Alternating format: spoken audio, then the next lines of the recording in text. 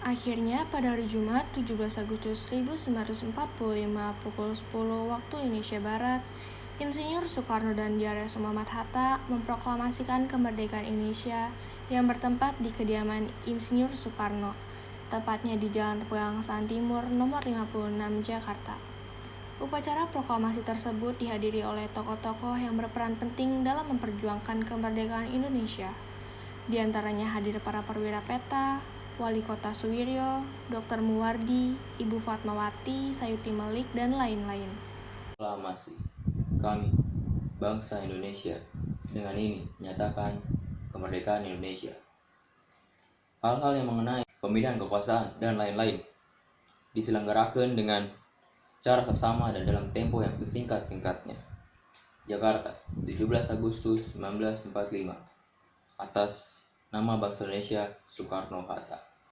Pengibaran bendera merah putih oleh Latif Hedraningrat dan S. Suhud.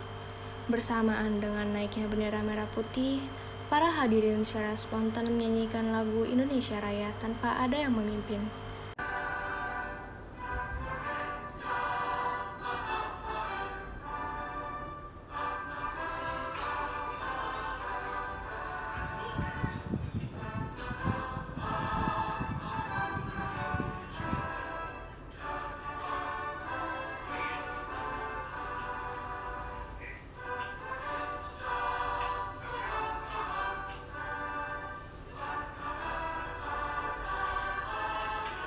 Berita proklamasi yang sudah meluas di seluruh Jakarta disebarkan ke seluruh Indonesia. Pagi hari itu juga, teks proklamasi telah sampai di tangan Kepala Bagian Radio dari kantor Berita Damai yaitu Waidan B. Palenewen. Bus, tolong siarkanlah teks proklamasi ini sebanyak 3 kali berturut-turut. Proklamasi. Kami bangsa Indonesia dengan ini menyatakan kemerdekaan Indonesia. Hal-hal yang mengenai pemindahan kekuasaan dan lain-lain diselenggarakan dengan cara saksama dan dalam tempo yang sesingkat-singkatnya. Jakarta, hari 17 bulan 8 tahun 05. Atas nama bangsa Indonesia, Soekarno-Hatta. Proklamasi. Kami bangsa Indonesia dengan ini menyatakan kemerdekaan Indonesia.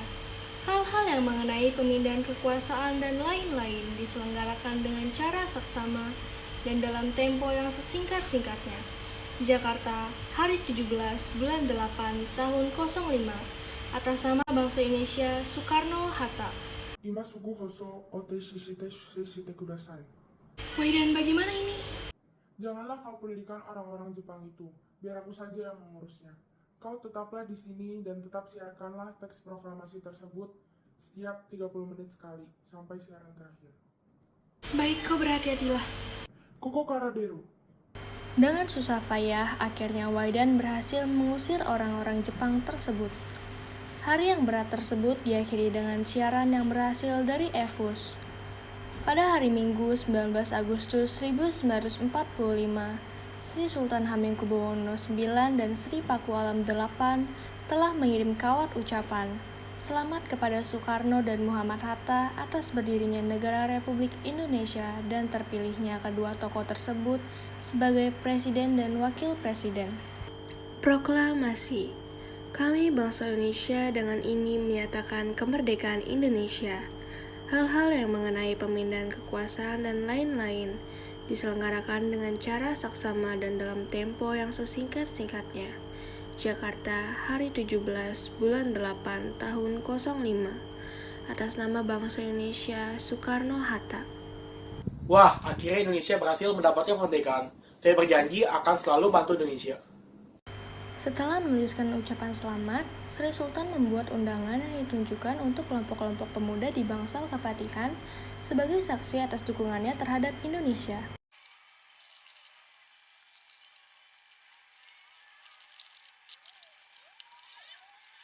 Rencananya, pidato tersebut akan disampaikan pada tanggal 5 September 1945.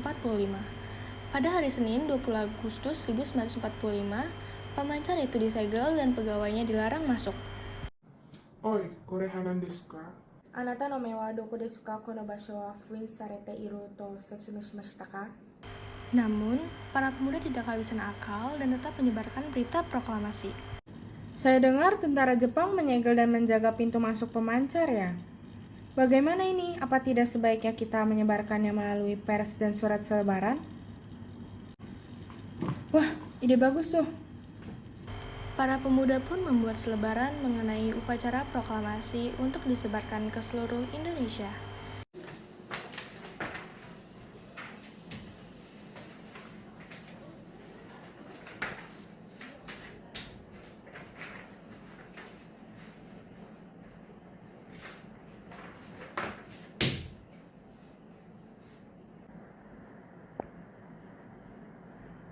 Selanjutnya, pada tanggal 5 September 1945, untuk mempertegas sikapnya, Sri Sultan Hamengkubuwono IX mengeluarkan amanat pada tanggal 5 September 1945 dengan kelompok-kelompok pemuda di Bangsal Kepatihan sebagai saksinya. Selamat pagi semua. Pertama-tama, saya mengucapkan puji syukur kepada Tuhan Yang Maha Esa karena atas berkat dan rahmatnya kita dapat berkumpul di tempat ini. Dengan keadaan sehat walafiat, saya mengucapkan terima kasih atas kehadiran kelompok-kelompok pemuda ini. Pada hari ini, saya akan menyampaikan sedikit amanat mengenai hubungan negeri Ngayogyakarta Hadiningrat dengan negara Republik Indonesia. Yang pertama, negeri Ngayogyakarta Hadiningrat bersifat kerajaan dan merupakan daerah istimewa dari negara Republik Indonesia. Yang kedua, Sri Sultan sebagai kepala daerah dan memegang kekuasaan atas negeri Ngayogyakarta Hadiningrat. Yang ketiga, hubungan antara negeri Ngayogyakarta Hadiningrat dengan pemerintah pusat negara Republik Indonesia bersifat langsung. Sultan selaku kepala daerah istimewa bertanggung jawab kepada presiden. Sekian acara hari ini. Saya harap kita akan terus menjaga hubungan baik dengan Indonesia. Namun, bukan berarti setelah proklamasi, Indonesia dapat terbebas dari belenggu penjajahan. Beberapa daerah Indonesia menghadapi berbagai penyerangan, baik dari Jepang, Belanda, maupun Inggris. Sesuai dengan hukum perang, sekutu yang keluar sebagai pemenang dalam Perang Asia Pasifik berhak mengambil alih kekuasaan dari tangan Jepang di Indonesia. Sekutu kemudian membentuk Komando Asia Tenggara di bawah pimpinan Lord Louis Mountbatten. Kemudian, Lord Louis Mountbatten membentuk sebuah komando khusus yang diberi nama Allied Forces Netherlands East Indies atau AFNE yang dipimpin oleh Legend Sir Philip Christison. Christison, I want you to be the leader of Allied Force Netherlands East Indies. Yes, sir. Kedatangan sekutu pada mulanya disambut baik oleh rakyat Indonesia. Hey, how are you, Sugarna? First, I'm going to acknowledge your independence and congratulations for being chosen as the president. I'm in a good condition. How about you, President? And that's very kind of you, President. I'm good too. Yes, it's my pleasure. By the way, what's the purpose of your attendance? Calm down, buddy. I'm here with a good purpose. I will expel Japan from Indonesia immediately. Oh, I'm apologize for being suspicious of you. It's okay. I understand. Indeed, in a situation like this, it's very difficult to believe in others, right? Yes, you're pretty right. Namun, kedatangannya yang turut diboncengi oleh tentara Nica yang bermaksud menjajah kembali Indonesia membuat rakyat Indonesia berubah sikap. Tentara sekutu dari divisi ke-49 yang dipimpin oleh Brigjen AWS Malabi mendarat di Surabaya pada tanggal 25 Oktober 1945. What your purpose of your attendance, Malabi? I was assigned to disarm the Japanese army. Take it easy. I will not disturb innocent people. Nothing less. I will not be calm before we sign an agreement. Of course, let's sign the agreement.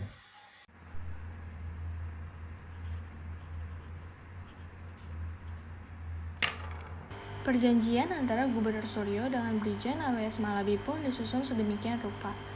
Pemerintah RI kemudian memperkenankan pasukan sekutu memasuki kota Surabaya. Namun, pada kenyataannya, pasukan sekutu mengingkari kesepakatan tersebut.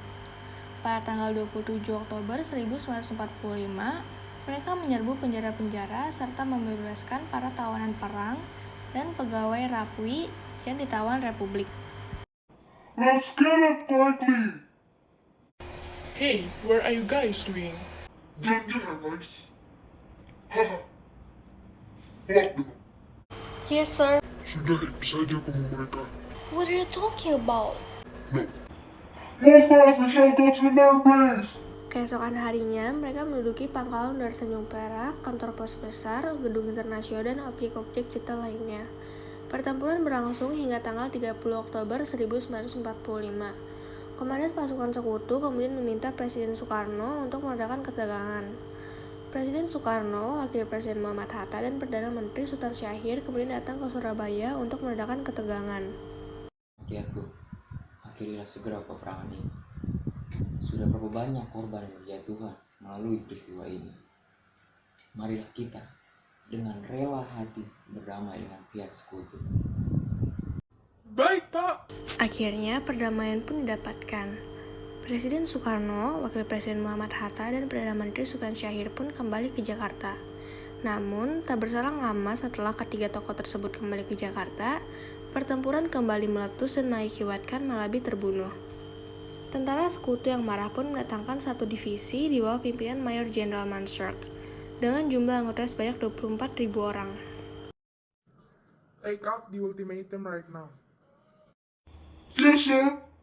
All Indonesian leaders in Surabaya must come to the designated place by putting their hands on their heads and signing surrender documents without the condition provided.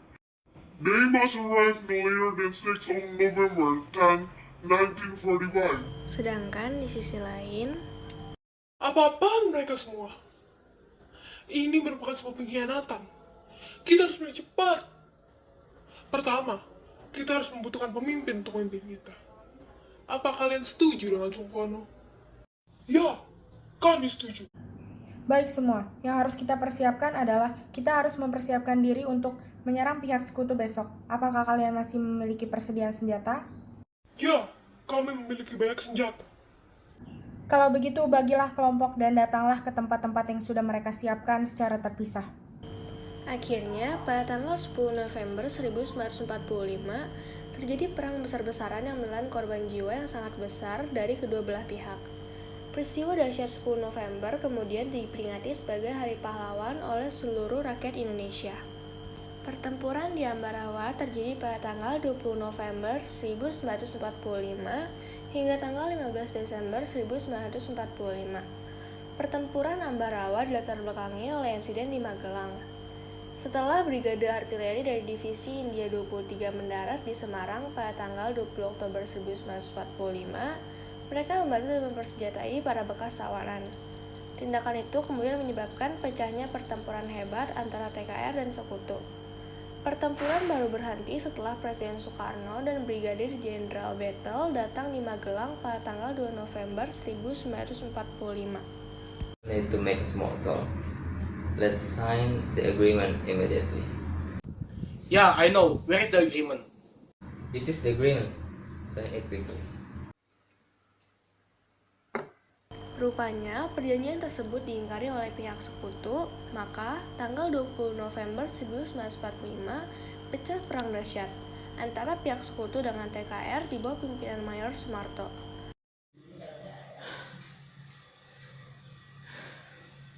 Dalam pertempuran tanggal 26 November 1945, komandan pasukan dari Purwokerto, yaitu Letnan Kolonel Isdiman, gugur. Sejak saat itu, Kolonel Sudirman yang saat itu menjabat sebagai Panglima Divisi Purwokerto mengambil alih pimpinan pasukan. Mari kita gunakan taktik gerilya pada perang kali ini. Strateginya adalah Setelah menjelaskan tentang strateginya, mereka memulai mempersiapkan strategi dengan baik dan mulai mengadakan penyerangan pada tanggal 12 Desember 1945 dari berbagai sektor dan berhasil mengepung musuh yang bertahan di dalam kota. Tentara sekutu kemudian menghentikan pertempuran dan terpaksa meninggalkan Ambarawa dan mundur ke Semarang pada tanggal 15 Desember 1945. Kesimpulannya, jadi seluruh rakyat Indonesia menanggapi kemerdekaan Indonesia dengan kegembiraan yang luar biasa dan juga pantang menyerah untuk mengusir sisa-sisa penjajahan di Indonesia.